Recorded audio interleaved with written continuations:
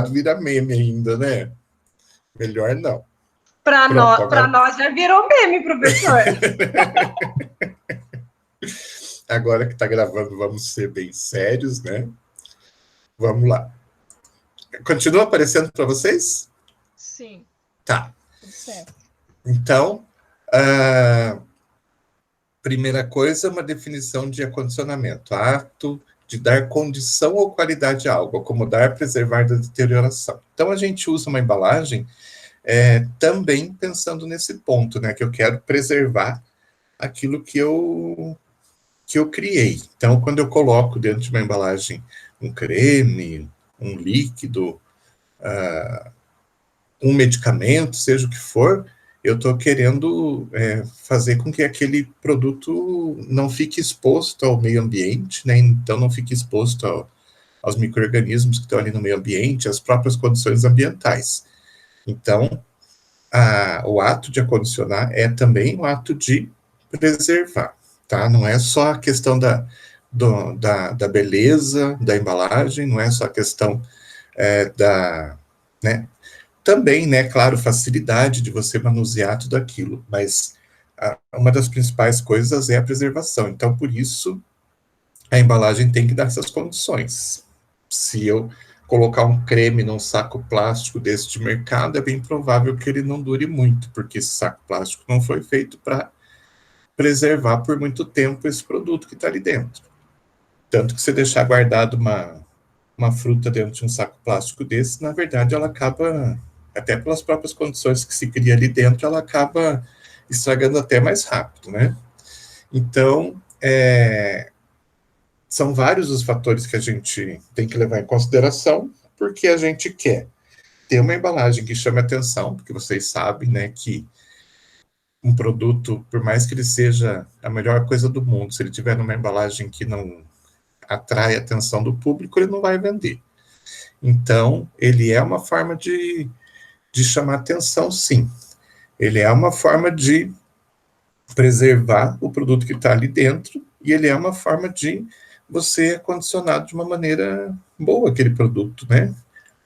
Então, todos esses objetivos, né, têm que ser alcançados.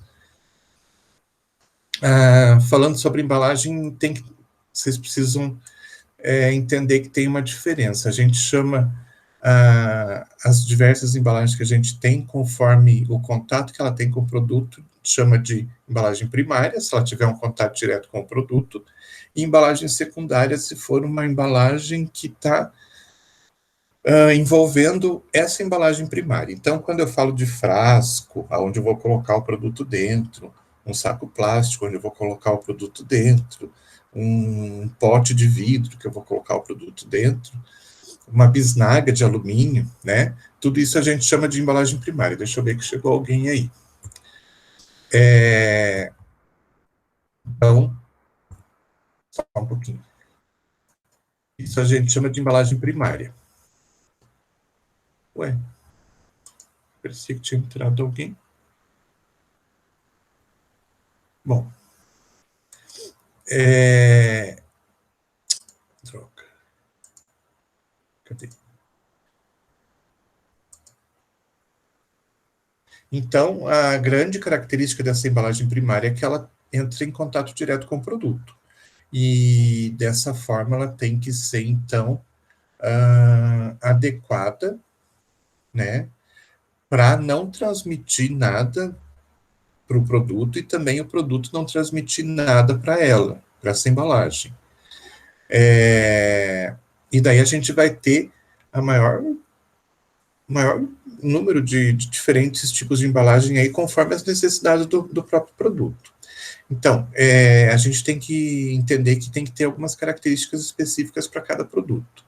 Então, como ele tem contato direto, ele tem que ser inerte, inócuo e estável. Não pode passar nada para o produto e não pode, né, receber nada do produto. Não pode ter essa troca de substâncias. Ele tem que ser estável. Tem algumas embalagens de plástico, por exemplo, mesmo frascos, potes, que se colocar um produto muito quente, eu tiver que aquecer aquele produto, por exemplo, ela começa a derreter. Então, tem que ter essa estabilidade. Você precisa conhecer seu produto, saber como que ele é armazenado, como que ele é preparado, para escolher a melhor embalagem. Então, não posso escolher essa embalagem se eu tenho que aquecer o meu produto, se eu armazeno ele quente. Que mais? Tem a função técnica de proteção em envase, né? Óbvio, a gente precisa de uma embalagem inicialmente para isso. E ele tem que ser também proteção primária contra luz, umidade, gás carbônico, oxigênio, micro-organismos, poeiras, insetos, etc. Ou seja, ele tem que ser uma barreira de proteção contra agentes externos, que vão desde a luz, né, que alguns produtos sofrem a influência da luz, podem degradar com a influência da luz, a própria umidade, ou até mesmo o próprio oxigênio do ar ou o gás carbônico do ar podem afetar alguns produtos. Então, tem que ser essa barreira, tem que fazer essa proteção. E dos materiais que a gente utiliza mais como embalagem primária, a gente vai ter aí o vidro, plástico, metal e as tampas de borracha. Ah, mas eu não conheço cosmético que tem tampa de borracha, mas conhece medicamento que tem tampa de borracha, né? Então, aqueles injetáveis e tal, acabam tendo, em alguns casos, uma tampa de borracha. E também, assim, quando a gente chega lá na borracha, não é qualquer borracha que a gente pode escolher. Também vamos chegar lá. E a gente tem a embalagem secundária, que a RDC 67, ela fala que é a que protege a embalagem primária para o transporte, armazenamento, distribuição e dispensação. Então, a embalagem secundária é aquela caixa de papelão, né, onde estão as informações. No caso dos cosméticos, uma boa parte das informações que não cabe, muitas vezes, em rótulos na própria embalagem primária, então, são colocados na secundária. É a que chama atenção, é a que tem cor, é a que tem uma logo bonita, tudo mais, né? Então, ela pode ser utilizada também para se destacar o produto, né, frente aos outros. Geralmente, quando a gente olha para uma prateleira onde está cheio de produto cosmético, tem alguns que chamam mais atenção pela embalagem, né? Depois de chamar a atenção pela embalagem, que você consegue perceber o que tem no entorno. Então, às vezes, a função é essa. Além de ser uma função de transporte, para proteger a embalagem primária, né? Forma melhor de armazenamento, é muito mais fácil você armazenar numa prateleira ou dentro de uma caixa um produto que está dentro de uma caixinha quadrada, né? Eles se encaixam melhor ali na hora que você vai colocar esses produtos, para distribuição também e para a própria dispensação. Muitas vezes, informações importantes são colocadas ali nessa embalagem secundária por causa da melhor visualização.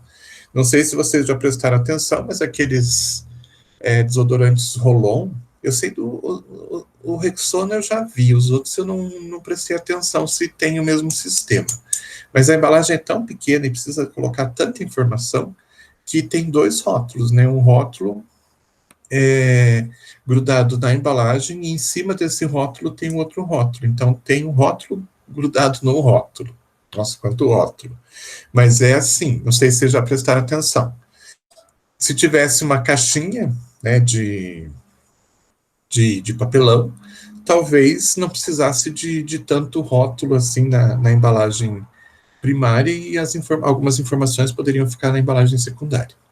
Por outro lado, né, existe um questionamento muito grande do porquê dessa embalagem secundária, muitas vezes, porque se considera um desperdício de papel, uma falta de consciência ambiental, muitas vezes, das indústrias de cosméticos, porque muitas vezes realmente não precisa. A embalagem secundária está ali para ser, para você abrir aquela caixa e jogar fora, muitas vezes sem olhar o que está escrito, sem prestar atenção. Tanto que hoje a gente tem visto algumas coisas bastante interessantes nesse ponto. Não sei se vocês já perceberam e já viram um creme dental que ele não vem com caixinha. É bem, bem recente, não é uma coisa muito antiga, não. É bem recente. Ele vem, então, dentro de uma embalagem teoricamente sustentável e não tem essa caixinha, essa embalagem secundária. Tudo que tem de informação está na própria bisnaga. E o interessante é que ela vem com a parte de cima, tem um furinho que você pode colocar naqueles displays onde tem um araminho, você coloca os produtos um atrás do outro nesse araminho, não sei o nome daquele display. É bem interessante. Bom, os tipos de materiais utilizados, então a gente já falou, mas a gente vai falar agora de cada um deles, né? Plástico, material metálico, o material metálico e o vidro. Os três, então, são as peças-chave, são o que a gente utiliza no dia a dia mesmo. Então, a gente tem que conhecer algumas características de cada produto para a gente saber qual que deve ser escolhido. Não é a questão só do mais bonito, do que chama mais atenção. Outras características desse material têm que ser levadas em consideração, então. Vamos falar um pouquinho do vidro primeiro. Vidros são compostos constituídos de uma mistura de óxidos metálicos, no quais predomina o dióxido de silício, que, na verdade, está muito ligado com areia, né? A matéria-prima principal é a areia, daí tem várias composições diferentes, claro, e tem adições de substâncias que vão dar características diferentes, mas basicamente é areia. E uma coisa bastante interessante, que chama bastante atenção, que vidro, né, todo mundo pega e diz que é sólido, mas eles são considerados como um líquido de elevada viscosidade, um líquido extremamente viscoso. Não tem cara de líquido, né, mas fisicamente falando, ele é considerado como um líquido. Então, conforme o tipo de aditivo que você coloca, você vai ter características diferentes. Então, a adição de óxido de cálcio e magnésio, por exemplo, aumenta a resistência hidrolítica de vidros alcalinos. Tem alguns vidros que têm um pH mais alcalino e que tem uma tendência de transferir um pouco dessa alcalinidade para os produtos que estão dentro, se esses produtos tiverem, não capacidade, mas tiverem tendência a aceitar essa alcalinidade. Então, tem que tomar cuidado. Tem alguns produtos que não se alteram e não sofrem essa alteração com essa transferência de alcalinidade, mas tem alguns produtos que podem se alterar, então tem que tomar cuidado. A adição de óxido de bário pode levar à redução do ponto de fusão de vidros de sílica ou boro silícico, aumentando a sua fusibilidade. Então, quando a gente adiciona em determinados tipos de vidro o óxido de bário, ele funde numa temperatura menor. Então, o que isso representa lá no final? Representa que não vai precisar de tanta energia para transformar essa energia em calor, né? Porque eles fundem numa temperatura mais baixa que o vidro normal. Então, digamos que seja uma forma de se produzir um vidro mais barato. Não se gasta tanto com energia, então dá para diminuir o preço, né? Então, dá para diminuir o valor final do produto. Óxido de alumínio é empregado na confecção de vidros refratários. Então, os vidros refratários são aqueles vidros que a gente tem nos laboratórios, que, teoricamente, às vezes, mesmo que eles sejam refratários, eles acabam quebrando, obviamente, né, mas que tem uma resistência muito grande à variação de temperatura. Então, eles podem, de repente, estar quentes, se você adicionar alguma substância fria, e eles não quebrarem, né, com essa alteração brusca de temperatura. E também é um vidro que está naqueles pirex que a gente tem em casa, que a gente coloca no forno. Óxido de ferro confere ao vidro a cor ligeiramente amarelo esverdeada. Então, se eu quero uma cor um pouco diferente, eu posso colocar o óxido de ferro. Óxido ferroso gera uma coloração azul esverdeada. Então, dependendo do que eu colocar, vai dar cores diferentes. A cor âmbar, que é bastante importante, que é a cor mais comum que a gente utiliza quando a gente precisa inibir a incidência de radiação solar e de luminosidade dentro do frasco, né? Então, ela se dá quando se adiciona óxido de ferro 3 e enxofre junto com íons sódio. Então, é um processo que deixa aquela cor e traz essas características de barrar a entrada de luminosidade. Óxido crômico é agente corante primário para todos os vidros verdes. Então, vidro verde também, que hoje em dia a gente já nem vê tanto como vinha antigamente, né? Pela adição de óxido crômico.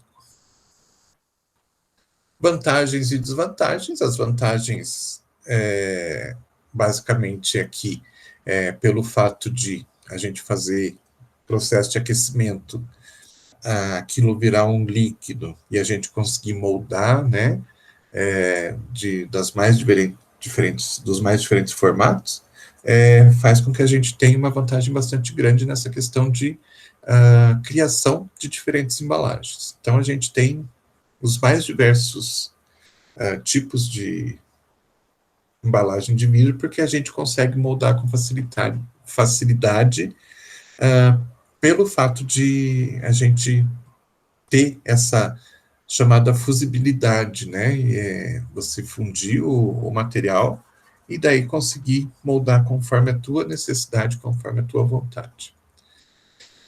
Eles podem ser transparentes ou âmbar, e também tem alguns vidros que têm uma característica mais leitosa, que está ligado com o processo que é feito depois, que é jateamento com areia e tudo mais.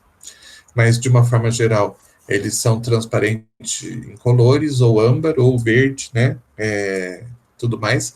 Quando a gente fala em âmbar, a gente está falando daquele colorido, né? Que pode fazer com que a luminosidade não incida dentro do frasco. O âmbar é aquele acastanhado, o verde escuro, azul escuro também podem entrar nesse grupo.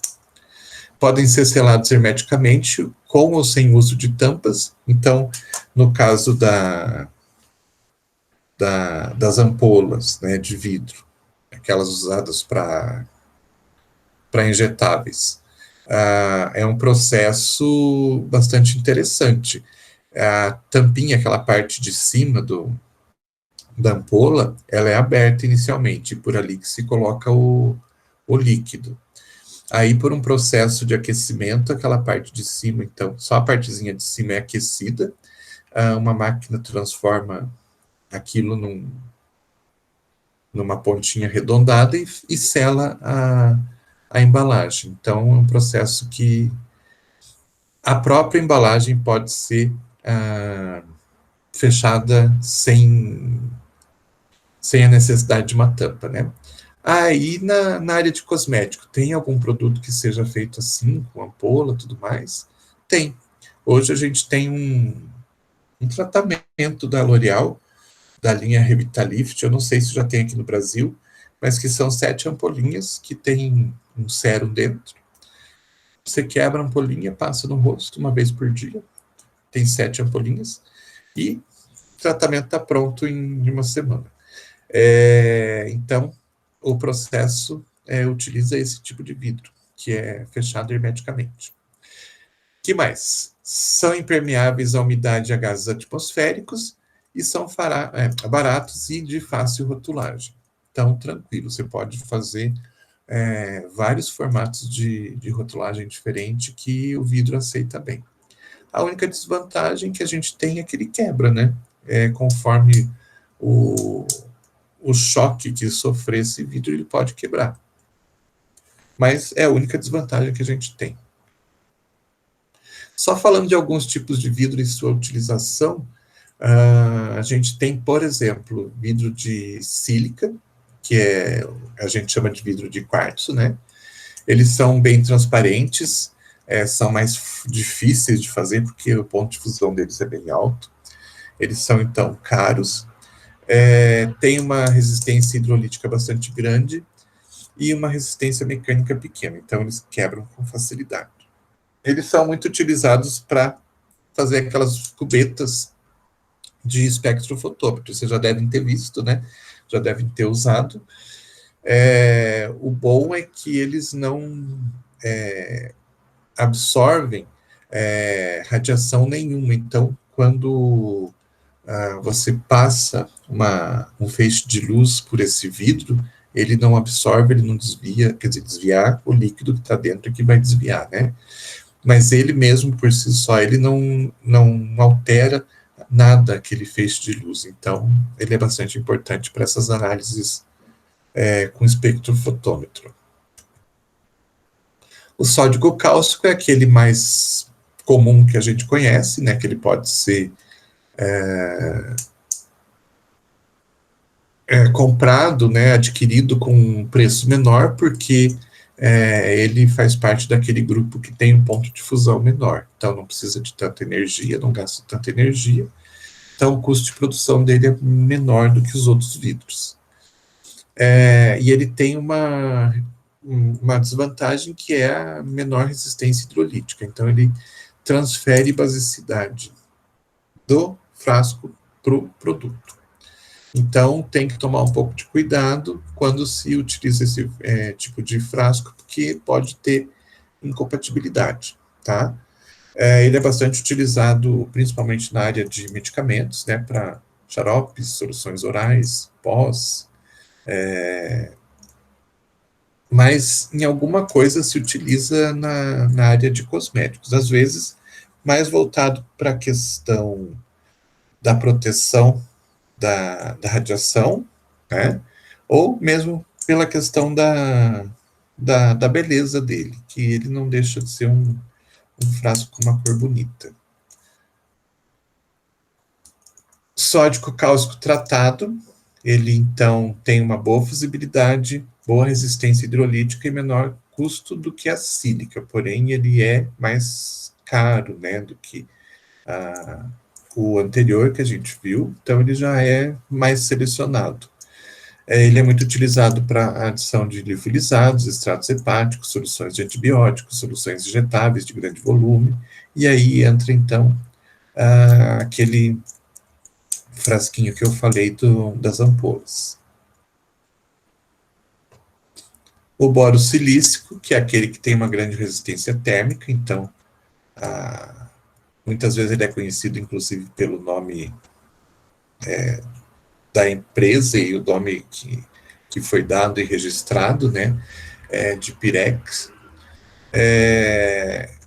Então, ele tem um bom coeficiente de dilatação, então, quando tem essa questão de alteração de temperatura muito brusca, ele consegue dilatar e se contrair facilmente e não rompe, não se quebra, então. E ele tem também uma boa resistência hidrolítica, exceto para poliálcoos. Então, quando a gente vai utilizar algumas substâncias nesse vidro, a gente tem que tomar bastante cuidado.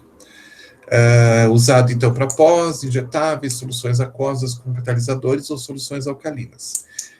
A única coisa que deve se evitar, então, são os poliálcoos. Então, não devo armazenar ou guardar ou deixar por muito tempo glicerina, propileno glicol, dipropileno glicol e outros álcoois, outros poliálcoois, né, que eles começam a reagir com esse tipo de vidro. Mas eu vou fazer uma fórmula que vai um pouquinho de glicerina. Vou fazer um creme que vai glicerina. Tem problema? Não. A grande questão é você manter esse produto sozinho em bastante tempo em contato com esse tipo de vidro. Vocês devem já ter visto lá nos laboratórios que tem alguns vidros que eles já estão um pouquinho foscos, parece que foram até jateados. Por quê? Porque foi armazenado algum desses poliálcoois nesse tipo de vidro. Aí ocorre uma reação que visualmente a gente percebe com essa perda da transparência no local. Tá, então a gente deve evitar. Mas fora isso, eles são muito bons. Falando dos plásticos, a gente pode dizer que os plásticos são resinas sintéticas ou polímeros, né? de alto peso molecular, obtido por condensação ou adição de unidades denominadas monômeros, podendo, durante o processo de fabrico, ser moldado em diversas formas. Ou seja, de uma forma geral, a gente tem aí polímeros sintéticos, né? Hoje a gente até estão desenvolvendo alguns plásticos novos de novas fontes naturais para que eles sejam degradados. Hoje ainda estava vendo uma reportagem falando de, não me lembro agora onde que mas é uma universidade aqui no Brasil que está transformando casca de camarão em plástico biodegradável. Então, o plástico tem a função normal do plástico, né? E quando você joga ele fora, ele rapidamente se decompõe. Mas o plástico normal, né, feito à base de produtos sintéticos, não degrada com facilidade.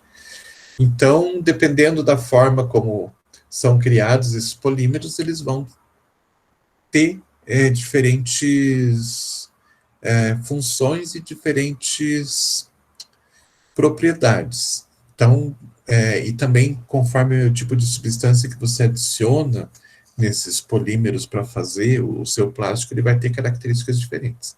Tanto que a gente tem plásticos super mole, como aqueles plásticos de sacola de supermercado, e a gente tem plástico super duro e rígido que a gente pode transformar numa embalagem resistente, né? Então, isso está muito ligado com os polímeros que são utilizados e com as substâncias que são adicionadas a esses polímeros também.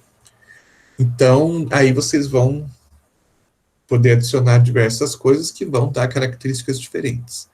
Então, você pode adicionar substância lá com função plastificante, para ela ter uma característica mais rígida, estabilizante, fungicida, para evitar que aquele plástico comece a fungar, né, durante o tempo de uso. E hoje até substâncias aromáticas, né? Então, tem saco de lixo no mercado hoje que é perfumado. Então, são várias as substâncias diferentes que a gente pode adicionar e, claro, cada vez que você adiciona diferentes tipos de substâncias, as características deles vão acabar por mudar. Vantagens, né? Claro que as vantagens vão depender de cada tipo de plástico. Mas, de uma forma geral, eles apresentam boa inocuidade e estabilidade. De uma forma geral, eles são inócuos e são estáveis, não costumam perder as suas características. Claro, dependendo, né, da utilização. Já vem a recomendação, não utilizar em micro-ondas. Então, se você utilizar no micro-ondas, obviamente que ele vai perder a sua estabilidade.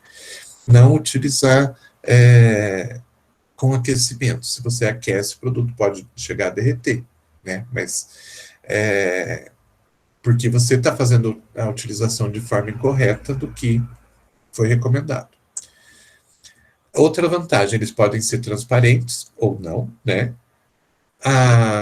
Impermeáveis, não todos, mas a maioria, e inertes. E apresentar boa estabilidade térmica. Mas, como eu falei, dependendo do plástico, ele pode perder essa estabilidade rapidamente. Então, eu tenho aqui uma tabela com uma boa parte dos plásticos que são usados na indústria farmacêutica e cosmética. Vejam que eles têm diferentes características conforme o tipo de plástico que a gente está falando. Então, por exemplo, eu quero um plástico que eu armazene um shampoo, e esse shampoo, então,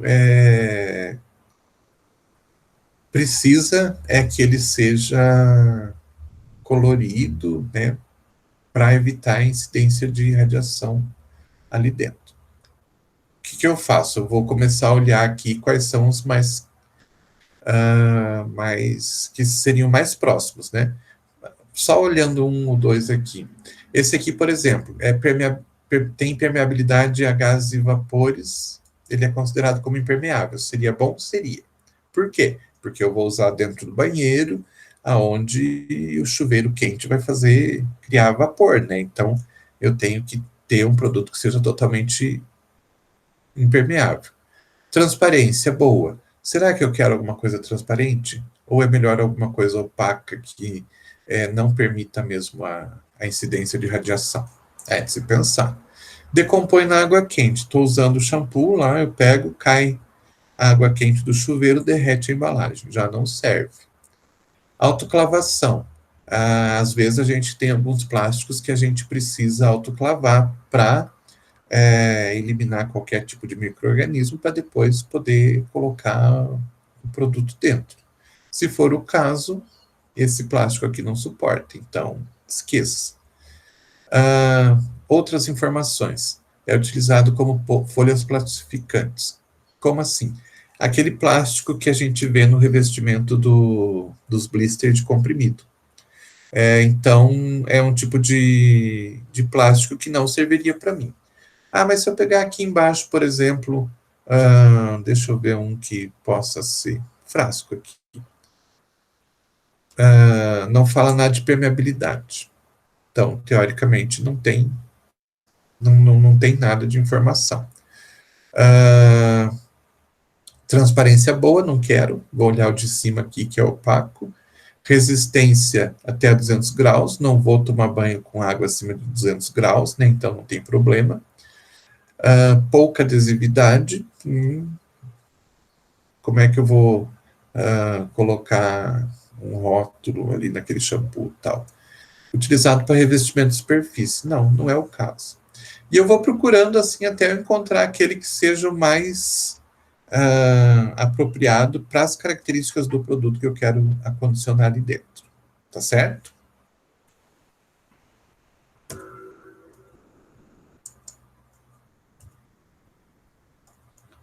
Os metais, eles também não são os carros-chefe das embalagens de cosméticos, mas eles são bastante utilizados, principalmente quando a gente quer adicionar alguma substância plástica, semissólida, como um creme, às vezes um gel, dependendo do produto, né? Então, eu posso lá utilizar uma embalagem de alumínio ou uma embalagem de estanho, que inclusive fica bem legal. Então, um recurso que eu tenho, né, que pode substituir aquela embalagem de plástico para esses tubos que talvez não sejam assim tão não que não sejam interessantes, mas que não tem uma característica de diferencial. Muitas vezes esses cremes que vêm dentro de tubos, seja de alumínio de estanho, eles acabam sendo o diferencial do produto. Eles chamam mais atenção do produto do que aquele monte de embalagem de plástico que você vê nas prateleiras.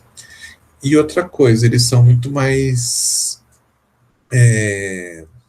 eles protegem muito mais os produtos que estão ali dentro do que uma embalagem de plástico, por exemplo, que essas embalagens de plástico que a gente tem por aí, elas precisam ser levemente maleáveis e não é qualquer tipo de plástico que pode ser utilizado. E os plásticos que a gente tem, eles podem ter uma pequena permeabilidade, que pode trazer, então, alguns problemas para os produtos. Tubo de estanho, não sei se vocês vão lembrar, mas não são tão comuns assim, mas que eu me lembro, quem trabalha com tubo de estanho é a L'Occitane e a Natura. Não sei se a Natura ainda tem aquelas linhas de cremes de mão que são de estanho.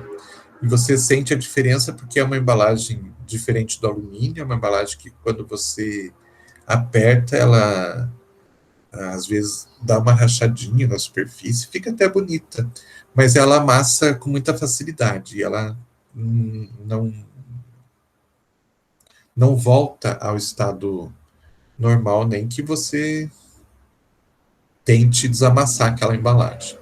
Mas ela é muito boa, não interfere no produto, pode ocorrer algumas vezes uma catálise oxidativa, ter um processo oxidativo, mas para isso existe uma forma de evitar que isso aconteça, que é a utilização de um revestimento interno. Então, esses tubos, você pode comprar ele sem revestimento, ou com revestimento. Com revestimento vem lá um verniz, ou um plástico que envolve toda aquela área, então o produto que você coloca ali dentro, ele não tem contato direto com o metal.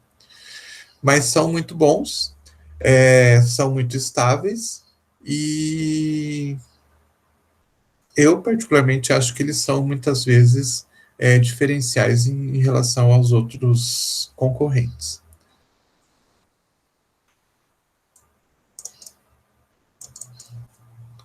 E falando rapidamente das borrachas, às vezes a gente precisa utilizar uma borracha para fazer uma vedação, mais em medicamentos do que em cosméticos. Eu não me lembro de nenhum produto cosmético que tenha a utilização de borracha na tampa. Às vezes uma vedação da parte de dentro da tampa, para que ocorra uma vedação melhor da boca do tubo, mas não como tampa como um todo, só como uma vedação, um revestimento interno da tampa, aonde faz uma vedação melhor. Essas borrachas, então, elas podem ser obtidas de duas formas, de forma natural e forma sintética.